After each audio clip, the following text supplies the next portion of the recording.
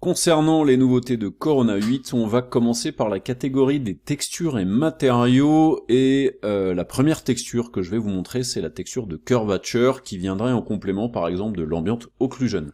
Donc on va ouvrir l'éditeur de matériaux, et dans la catégorie des textures Corona, bien entendu, nous avons donc la Corona Curvature. Donc je clique et je glisse pour créer cette texture directement ici, dans mon espace de travail.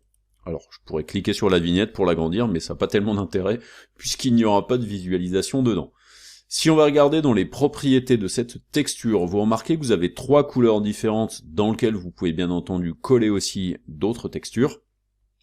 On a la base color qui va nous permettre de donner une couleur sur les surfaces plutôt planes, et ensuite on a les convex et concave colors, qui vont nous permettre de donner des couleurs sur les arêtes vives et dans les creux. Donc ça pourra être en remplacement parfois d'une ambient occlusion qui, elle, en règle générale, ne fait des ombrages que dans les creux. Ensuite, on a des paramètres de max distance qui va être la distance sur laquelle la texture va avoir une tendance effectivement à faire les transitions entre ces différentes couleurs. Le ray directionality qui lui va vous permettre d'influer sur la position dans laquelle vont se mettre ces transitions en fonction de l'orientation des normales et de la valeur que vous allez mettre dedans. Ensuite, max sample, ça sera la qualité de cette texture-là, donc les échantillons, et le color spread, par rapport donc à la max distance, qui est donc la distance dans laquelle est calculée cette texture-là, mais aussi qui va jouer sur la manière dont la texture va s'étendre sur les surfaces. Le color spread va faire office de multiplicateur de la max distance et donc éparpiller les transitions entre les textures sur la surface. Alors, ça c'est pas mal, mais voyons ce que tout ça va donner sur une géométrie. Ce que je vais faire, c'est que cette Corona Curvature, je vais la connecter à un matériau Corona, donc je vais aller dans la catégorie matériaux, Corona, je vais venir chercher un Corona Physical Material, et je vais venir coller tout ça dans le base color. Donc ça c'est un process de fabrication de mes matériaux et mes textures que j'utilise maintenant depuis très longtemps, hein. Relâcher dans le vide comme ça pour avoir le menu contextuel, c'est quand même ce que je trouve le plus rapide. C'est d'autant plus intéressant que en fait vous n'avez même plus besoin en fait du map browser ici, comme ça permet de garder vraiment de la place dans l'éditeur de matériaux. Donc maintenant que j'ai fait un matériau, je vais créer un objet, donc je vais faire quelque chose d'assez simple, je vais partir d'une boîte. Cette boîte, je vais la faire partir en cube, et je vais venir directement la créer ici à l'intérieur de ma fenêtre. Je vais faire un petit Alt W pour agrandir ma fenêtre, et je vais venir dans les propriétés ici de ma boîte. Je vais lui donner, ouais, effectivement, une boîte de 50 cm par 50 cm, ce sera très bien.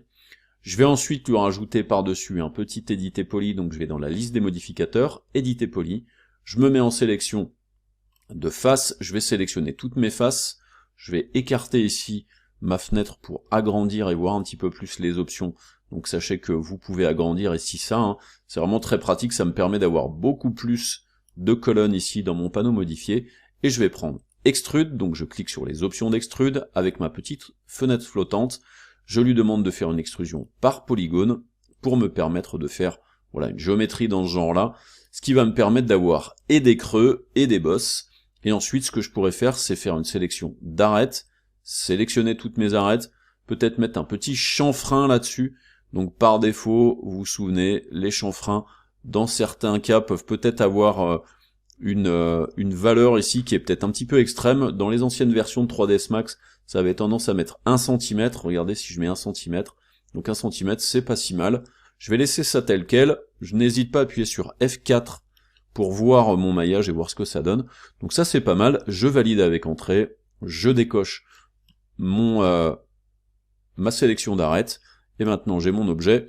Maintenant ce que j'aimerais faire, c'est par exemple peut-être ajouter une lumière pour pouvoir faire le rendu. Donc je vais venir ici cliquer sur Create Corona Light, je vais la créer en vue de dessus par exemple, donc je vais pas faire une trop grosse lumière. Là en fait il me fait une lumière circulaire, c'est parce que je suis pas allé modifier les options, donc je vais aller dans mon panneau modifié, je vais lui demander de faire plutôt un rectangle, ce qui me permet d'avoir tout de suite ma lumière, et je vais prendre mon outil de déplacement, déplacer tout ça, je passe en vue de perspective avec P, et je vais déplacer ma lumière, la mettre peut-être légèrement sur le côté, prendre l'outil rotation avec le raccourci E, et tourner ça comme ça, et là du coup ça va me permettre de voir mon objet, je peux faire un petit rendu interactif avec cette icône là. Donc là j'ai bien mon petit, ma petite étoile. Peut-être ce que je vais faire, c'est que je vais faire une duplication de cette lumière-là et en mettre une à l'opposé. Donc je vais prendre mon outil de déplacement, j'appuie sur Shift et je déplace à l'opposé là-bas, en copie, voilà, et ensuite je vais faire tourner cette lumière-là pour qu'elle soit dans le sens inverse, peut-être la disposer un peu comme ça, juste pour avoir en fait une contre-lumière, ici, et du coup avoir quelque chose peut-être d'un petit peu plus découpé.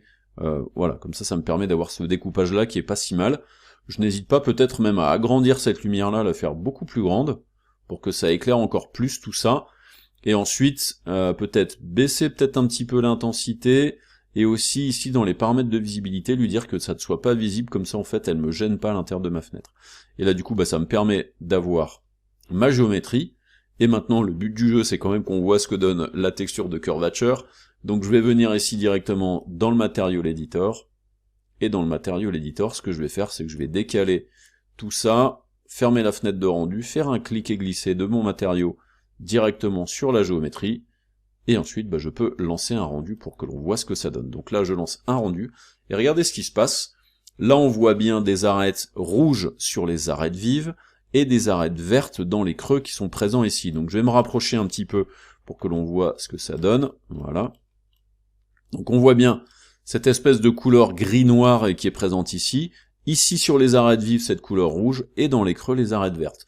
Donc si on regarde ce qui se passe dans mon éditeur de matériaux, ici, dans mon éditeur de matériaux, je vous rappelle que la Corona Curvature présente ici a Base Color, la couleur noire, donc c'est les surfaces planes, la couleur rouge Convex Color, c'est les arêtes vives, et la couleur verte, c'est les creux, donc les concaves, présents sur ma surface.